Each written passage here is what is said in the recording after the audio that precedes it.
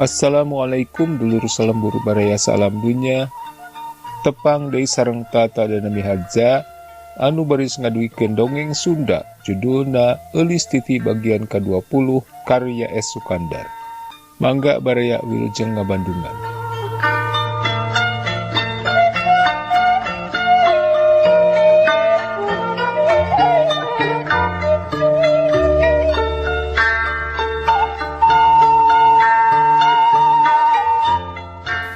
Sumegrukna nyi eha nu keur ceuri kanyerian teu wudu nimbulkeun ngahelas oge.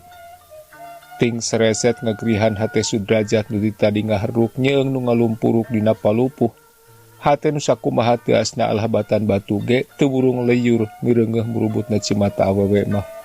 Komo deui ieu cimata nyi eha sasat mudalna samata-mata ngebrehkeun kaayaan dirina nu geus jadi korban kapalsuan manusia nu pinuh ku hawa nafsu. Sarakah sarta gawe ngarah ngarinah ka kaum lemah. Leuwih-leuwih ngarasa ngalaketeina hate Sudrajat ku ngadenge kekecapan nyi eha anu kalawan terus terang teu didingding kelir deui hiji pangakuan nu ngebrehkeun kahayangna.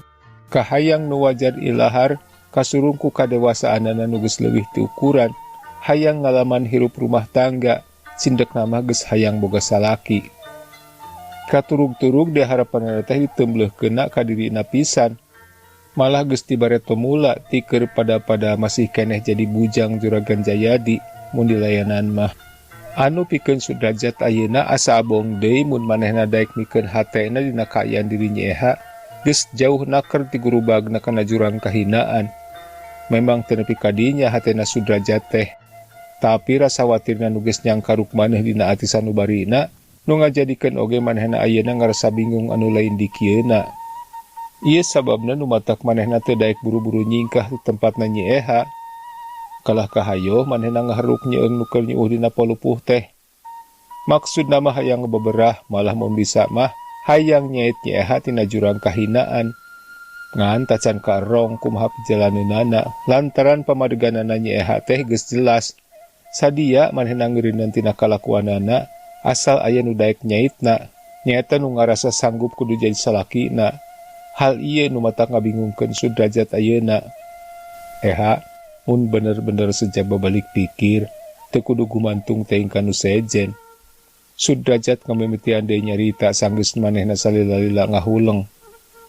Eha teh ngora keneh, kuat keneh. Masih keneh loba kasempetan pikeun ngarobah jalan kehirupan eha ku ngagunakeun jalan nu halal. Upamana eha rek diajar dagang, keur modalna meureun piraku teu sadia. Atuh cenah keur teu nyampak, Kang Ajat sanggup ngabantu sabanjeureun sasieun.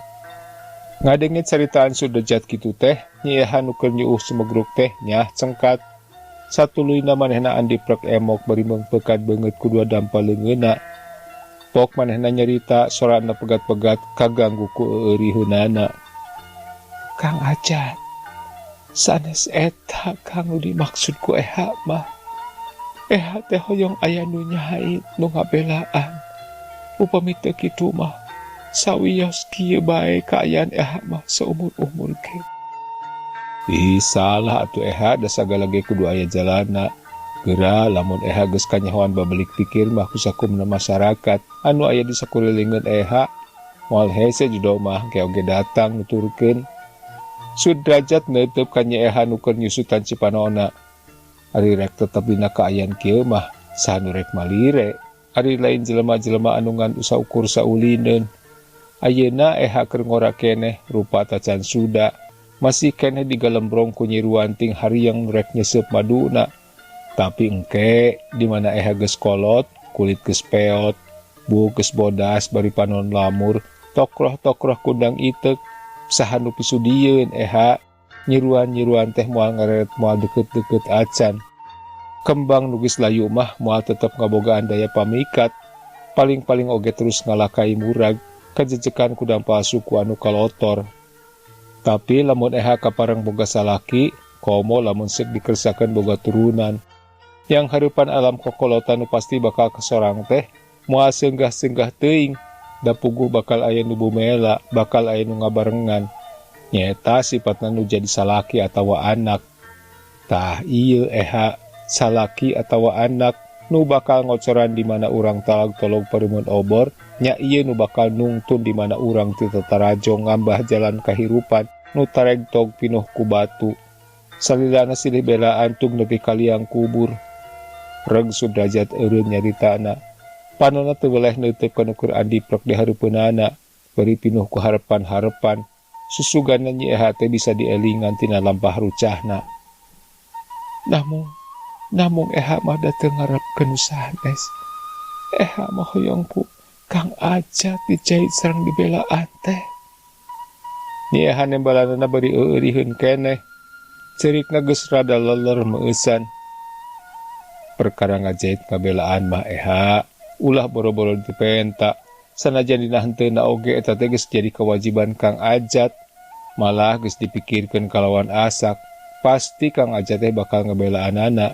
Jalan nu munggaran nu bakal ditempuh nyaeta eha kudu daek diajar dadagangan, minangka lengkah mimiti pikeun ngejakeun kalakuan anu dilampahkeun ayeuna ku eha. Pan ayeuna ge eha teh dagang Kang Ajat. Lain dagang nu kitu atuh. Kumaha ari maneh eha? Sanggem eha oge Kang Ajat. Sanes eta nu dimaksud teh. Eha mah hoyong langsung tiasa manutan ka Kang Ajat seumur hirup. Duh, katanya Kang Ajat. Sanajan geus katulup ti samemehna, moal teu kitu maksudna nyi eha teh. Tapi ari geus dijeplakeun mah teu burung matak ngagebeg oge. Nu antukna Sudrajat ngahulang salila-lila, bingung kudu kumaha nyapipokeun. Memang manehna teh ngarasanya jeung watir. Dumeh tadina pada sanasib jadi bujangna Juragan Jayadi. Tapi tengandung harti manehna kudu nyeluyuan kana kahayang nyi eha kitu. Memang harapanana keulis ti ayeuna kacida ipisna, lantaran cek sangka anana pinasti ayeuna teh manehna geus jadi pamajikanana Den Juhana lan cekna sabapa. Eha mah kapan ti bartogi geus natrat pamadegan Kang Ajat mah. Kang Ajat sorangan oge keur riweuh mikiran hal eta teh. Anu tepi ka ayeuna tetep jadi hiji pasoalan nu teu boleh ngaganggu kana ketentreman hate Kang Ajat. Janten Kang Ajat teh tetep bade nolas ka eha teh. Eha mencrong kana beungeut Sudrajat. Sedang beungeut manehna sorangan masih keneh baseuh cipruk ku cimata. Sanajan cerikna mah geus leler. Nolas eha ngan kumaha atuh. Ongkoh eha teh ku Kang Ajat geus dianggap jadi adi sorangan. Aduh, Kang Ajat mah kejem geuning. Kanggo naon atuh Gusti, abdi teh ditepangkeun deui mung sakada matak ngarecitkeun hate mah. Duh, Kang Ajat, ku harian dan teh bibilasan teuing. Satelasan bae eha teh Kang Ajat. Tinimbang sereng dikakaya kieu mah. Ini mahna ulah nganggap adi ka abdi teh. Anggap abdi teh lanceuk. Sanes kitu atuh. Sarta teu tetap pasini deui gabrug bae nyi eha ngaronto ka Sudrajat. Cipanonna nu tadi geus saateh ayeuna merbei deui teu bisa ditahan-tahan. Beungeutna disusupkeun disumputkeun kana dada Sudrajat. Sudrajat sakadapan mah teu bisa naon-naon lantaran rasa bingung nu beuki minuhan uteukna. Manehna ngeluk tungtung irungna madu kana dadana. Sek-sek aya nu kaambeung mulubus kana irungna. Waktu manehna nembok kana dadana sorangan, kabireungeuh pipi nu bersih koneng teh napel nyang saya. Tembong pipi nu saujratna lantaran pupur jeung pulas gincuna geus kapalidkeun ku cimata nu langsung ngabaseuhan ka mejana. Tembus nyelesep kana kulitna. Masihan dada nu karasana terus tembus kana jajantungna.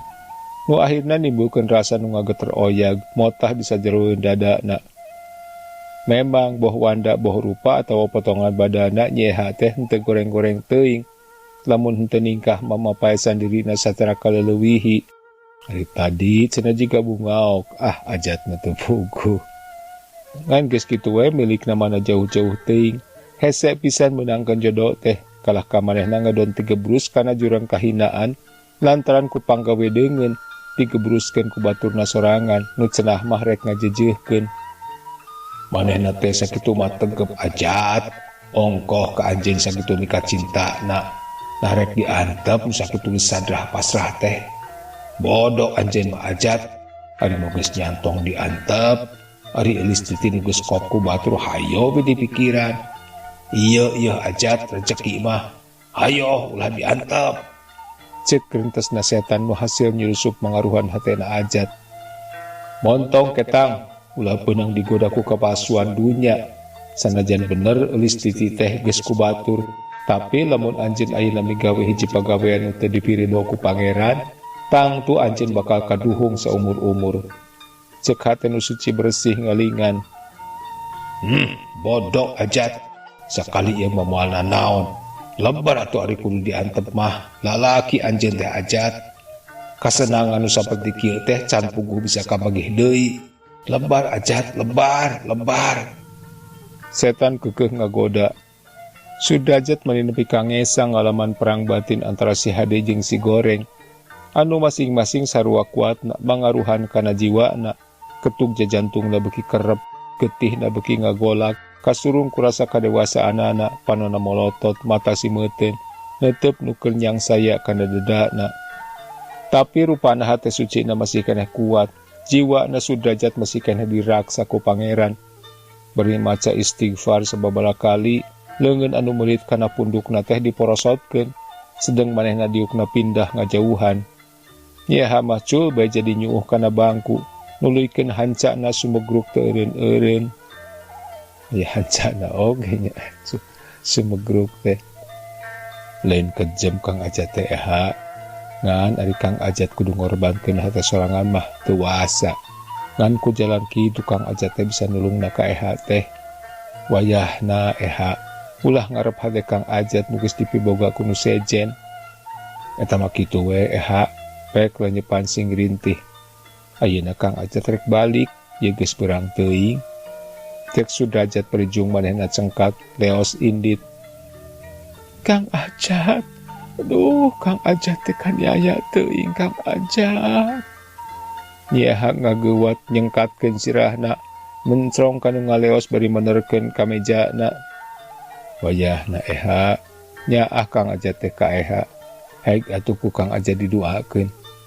Teu ngadago jawaban deui, kejelig bae Sudrajat turun ti imahna nya geus teu mirosea deui kanu ditinggalkeun, ngadudud setengah tuturubun, mudun muru mobilna nu salila-lila diantep di sisi jalan. Waktu manehna geus muka panto opletna, masih keneh kadenge hawar-hawar sora nya nu teu weleh-weleh sasambat nyebut-nyebut ngaran manehanana. Tapi Sudrajat geus teu malire deui. Terus bae mesin mobilna dihirupan, belenyeng mobilna dipajukeun, maksudna rek terus balik ka imahna di Petojo. Sapoe eta mah manehna moal rek nambangan, lantaran hatena kacida teu ngeunahna. Datang ke tempat pamondokanana geus nyampak Kang Odi nu keur ngobrol jeung Daman, keur nyaritakeun Sudrajat, dumeh masih tacan balik keneh istirahat. Ongkoh deui tadi di jalan teu katembong ulampreng nambangan. Terus ka mana tadi teh Jat? Kang Odi nanya sang Sudrajat ngeureunkeun mobilna di hareupeun imah Daman. Teu ka mana Kang? Sudrajat nembalanana bangun teu hayang. Ngalenghoy nyamperkeun nu keur dariuk ditepas, gek deui manehna milu masamoan. Henteu terus dileg-leg ku lok-lok bungaok mah. Kang Odi nanya deui bari seuring ngahaha. Pedah tadi aya awewe nu ngahajat turun tina opletna, nyamperkeun Sudrajat nu keur ukay-ukay ngomean mobilna. Kade Jat, ulah sok pangangguran, geus ngabaju mah hese dipiceuna. Mending ke buru-buru boga pamajikan, usaha eukeur, rek ngadagoan naon deui. Cek Daman mapatahan, geus ngadenge beja ti Kang Odi, kitu-kitu cenah kaayanana Sudrajat tadi. Eta geuning sigana teh mani intim kitu Jat. Cik atuh ulah obrok, akang mah manglebarkeun. Nu kitu mah ublag atuh. Kang Odi bangun dari naker nyaritana teh. Istri nu tadi panginten Kang Odi. Cek Sudrajat beri maksakeun seuri rutret kaduanana. Memang eta teh kekendalan waktos di Bandung, batur sapagawean. Tika pungkur hayang ngeunana ka abdi teh, hayang nyabok. Tadi oge karep namahnya kitu teh. Ngagugujeg hayang dikawin upami digugu mah. Mung abdi mah karunya ku nasibna. Lami soteh abdi di bumina di pepatahan heula. Sugan we atuh nurut. Puguh ge mata kuatir naker Kang Odi. Pangna manehna ngalakukeun kitu teh, Sayak tos nama janten korban babaturan anak keneh, dilejokeun ditipu, maklum kasebut urang udik losos ke kota ageng, yang kampil nakar kajiretna teh. Sudrajat mereka terangan saperluna berijung manehna cengkat ngagoloyoh ka tengah imah, cucul-cucul bus baik ka enggona. Saterusna ngadon ngebebengkang dina pangsareanana. Pikiranana custos kaditu kadieu, pang-pang namah manteng ka eulis titi. Anu cek sangkaanana meureun ayeuna teh geus ngahiji jeung Dan Juhana jadi pamajikanana. Eulis teh ayeuna pangituntos pangantenan. Didoakeun eulis sing lambat-lambut peupeurieun Kang Ajat ayeuna ngabuang maneh aya di pangubaraan samata-mata kanggo kabagjaan eulis pribadi. Kantenan eulis pami diemut salangkung mah Kang Ajat teh saputos nu ngepeskeun tanggung jawab. Namung teu kitu. Kang Ajat sadar kana kaayaan diri pribadi. Kumaha kasurakna ku balarea upami Kang Ajat duwi kariributan sareng nu jadi lanceuk sasat merebutkeun eulis. Dewasa Kang Ajat teh. Awon-awon oge anjeunna teh gegentos bapa Kang Ajat. Mun Sudrajat harita keur ngagoledag beri nyambat-nyambat ka eulis titi. Nyi Aha mah keur ngajentul nangkep tuur luhureun bangkuna. Cerikna geus repeh ngan karit sarindulna. Panonna neuteup kalawang panto imahna. Sudrajat, nya bener anjeun teh kejem taya ras-rasan pisan. Catur we nyaah, tapi buktina anjeun teh geus nyeri sarta ngawiwirang ka kuring. Naon hartina lanceuk lalaki pikeun kuring. Dasar alasan malulu. Alasan nu jieun-jieun nu sanyata nama anjeun teh nampik sapajodogan. Sudrajat, lamun bener mah anjeun boga maksud rek ngajai sarta ngabela kana kaayaan kuring, teu kudu loba codeka, teu kudu ngasongkeun alasan nu matak teu pikahatieun. Matak naon mun anjeun daek izin salaki ku kuring, tapi da ieu mah anjeun teh ngan sakadar hayang ngulinkeun wungkul, hayang nyeri jeung ngawiwirang. Heug Sudrajat, sakali ieu mah kuring rumaasa eleh ku anjeun, tapi rasakeun ke kahareun. Ulah disebut si Eha, lamun anjeun terserah bongkokan ka kuring. Geus ngumbar sakarep hatena nu dilantarankeun ku rasa teu beunah ku ayana sikep Sudrajat tadi. Kuledag bae Nyi Eha ngagoler dina bangkuna. Taksiran bae ngarasa kacida capena urut ti tadi ceurik teu eureun-eureun. Tungtung nareup bae Nyi Eha sare ngagebrak. Sakedeung-sakedeung kadenge inghak nalir nu sisidueun. Ngabarengan renghapna napas nu kaluar ka jero, kaluarna tina jasadna nu geus ngagebrak poho dina naon. Di tajuk tengah lembur, kadenge sora bedug asar. Nyi Aha nu keur ngaguher keneh ngadadak ngorejat asa kageingkeun. Ngareret kaluar tina bilik-bilik nu ngahaja di polongoan minangka jandelana. Tetela geus sore. Panon poe geus menggok ngulon, sanajan masih keneh caang, tapi panasna geus karasa ngurangan. Korejat manehna hudang, kesat kesut kacai bari dihayungkung ku samping kebat, muru walungan nu ngagulidag sisi jalan sapanjang jalan pasar rumput. Tetalangke deui sadatang-datang brus manehna mandi bebersih. Geus teu nolih ka jalma-jalma nu pasuliwengan di jalan gede tonggoheunana. Malah nu pirajenan mah teu kurang-kurang nu ngahaja nempokeun ka handap. Mangrupa hiji hiburan enteng nu teu kudu mayar. Sing saha jalma oge bisa lalajo asal luas bae. Sanggeus mandi tuluy ngarekuh nanjak balik ka imahna. Sadatang-datang rapdang dan make rok nu dianggapna hiji pakaian nu praktis. Singset pantes tur murah. Gap kana sesemplekan eunteng, dangdak dengdek nasir beungeutna, ledak-ledak diwedak. Paek manehna monyong, las diulas ales ku gincu nu geus ngajagrag hareupeunana. Geus sagala beres manehna geusat kesut turun ti imahna. Teu poho ngonci panto heula, terleng kalebak, rek mega tutumpakan, tujuanna rek neangan kesenangan jeung kahirupan.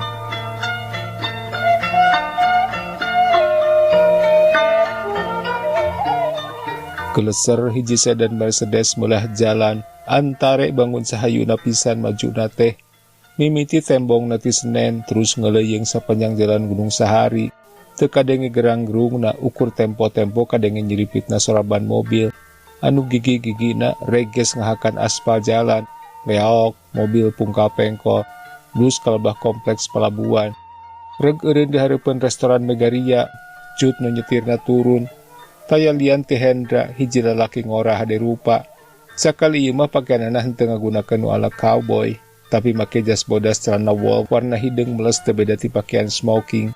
Dasi kuku pumalang lebah beheugna nambah-nambah sieup kana keuretan beungeutna nu dipapaesan ku kumisna nu ngajeprit hade piara.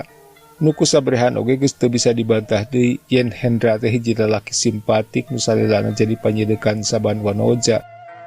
Geus jadi gayana nu mandiri memeh asup ka jero teh sok ngajenteng heula bangun nu keur nitenan pitempateun pikeun manehna diuk. Red kabelah kencak hiji rohangan nu rada ngelok, hiji rohangan nu kaitung istimewa. Lantaran teu katorojog ku nu sejen, turug-turug eusin oge ngan ukur sasetel meja jeung kursi. Kabireung geus aya anu diuk, ari direret ari belenyeh bari imut bangun amis gahar halab-habna nu hanaang. Ketruk-ketruk Hendra lempang nyamper ke Nyimojang nu murah imut, bari narik korsina gek diuk hareupeunana. Pok manehna nanya semu kumetap, teu beda ti nu keur nyiram nu leubuah ngora. "How are you, Liz?" I'm good. Kulon Lilis bari belenyeh imut nu ngandung pangirut. You're so beautiful, darling. Hendra menit celemeut mata simeuteun. Ah, teu lucu. Kulon Lilis bari ngalius micen beungeut tapi teu weleh imut. Hendra maninggal permereungeuh imutna eulis titi anu pacampur jeung baeudna. Anu pikeun Hendra mah kakara harita boga bebene anu sakitu geulisna. Kumaha tos lami, Lis? Hendra nahap-nahapkeun maneh nanya deui. Tos aya 2 jam mah meuni kesel ngotosanana oge. Kulon Lilis si mojang super modern. Tangginas geuning. Sanes tangginas, mung Hendra nu leuir. Lilis ngawalonna teu lesot tina imutna, nyebutna ka Hendra teh cukup ku nyebut ngaran. Dijawab kitu teh Hendra kalah cileumut deui bari kaceot lelembutanana geus puguh mireung ngedang danan Lilis harita nu ngagunakeun mode body show nu geus matak nimbulkeun moho nempokeunana. Ayeuna ditambah deui ku imutna nu matak ngaruntagkeun jajantung. Kurang-kurang namah matak koleng katura lengan lat poho di temah wadi. Hei, geuning bet sapertos nu tepang. Lilis nyarita deui nanya ka Hendra. Pedah ka tempona teh siga nu jantungeun. Ah, Lilis mah begita. Hendra bener-bener kumetap. Mireungeuh Lilis pinuh ku daya panangtang. Har asa kumara rodel geuning Hendra mah. Maknya nganggo kabita ku kagungan salira ku anjeun. Lelewa Lilis matak nambah-nambah gegetun gergeteun. Lilis mah lindek japati geuning. Hendra siga nu teu sabar, kojengkang pindah kana kursi gigireun Lilis. Sabot keur kitu kurunjung pelayan nyamperkeun ngasongkeun daftar kadaharan. Hendra dikat pindah deui kana kursi urutna tadi, ceg leungeunna kana patlot jeung notes. Panonna nitep seukeut kana daftar nu diasongkeun, thread nulis pesenanana. Sakilat ku Lilis kabireungeuh luhureun daftar nu diasongkeun teh aya kertas napel nu dieusi tulisan. Oge waktu Hendra nulis dina notes, katempo deui yen manehna teu malulu nulis pesenanana wungkul. Tapi aya deui tulisan nu sejen nu ditulisna kalawan gurung gusuh. Anu boh dina daftar, boh dina notes sanajan bener ku Lilis teu kabaca, tapi cukup nimbulkeun sakwa sangka pikeun manehanana. Saleosna pelayan ingkah deui ti dinya, Lilis ngagiler ka Hendra meledogkeun keletna bari dibarengan ku ngaliweina 2 bibir ngawangun hiji imut nu kareueut alah manan madu. Anu daek teu daek karasana ngageduk notok jajantungna Hendra. Nepi ka reuy-reuy lieur du panas tiris, rarasaan enting alenyeur sakujur awak. "Aya naon, Lis?" Hendra nanya semu gugup. Sorana ngegeter sedangkeun jajantungna ratu gawas nu manggih kareuwas. Eta atuh Hendra mah sasauran teh asa mararodel bae geuning. Lilis bari ngadengekeun boh sora boh pamolahna padet ku daya pangemat nu teu bisa dikepeskeun deui. Nah kumaha kitu, Lis? Hendra pindah deui diukna deukeut Lilis. Kerebok leungeun Lilis dirames maniti pepereket gergeteun. Atuh mani nyebat-nyebat lindek japati geuning. Lilis teh pasrah sadra, palai langkung ti sakieu kitu. Lelewa Lilis matak ulang puyeng bayang yang nunjang hareupan. Ah, Lilis mah. Sabar atuh Hen.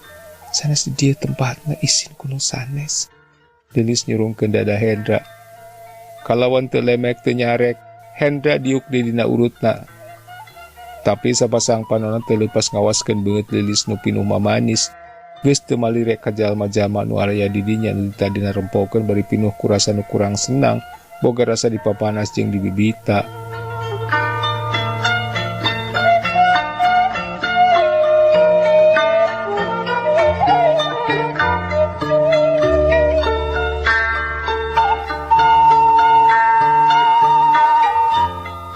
Cag baraya duwi kadi heula dongeng Sunda anu judulna Eulis Titi bagian ke-20 karya S. Sukandar. Insyaallah urang beris tepang deui dina bagian anu salajengna. Hatur nuhun kana perhatosanana, tata dan mihajab pamit, permios.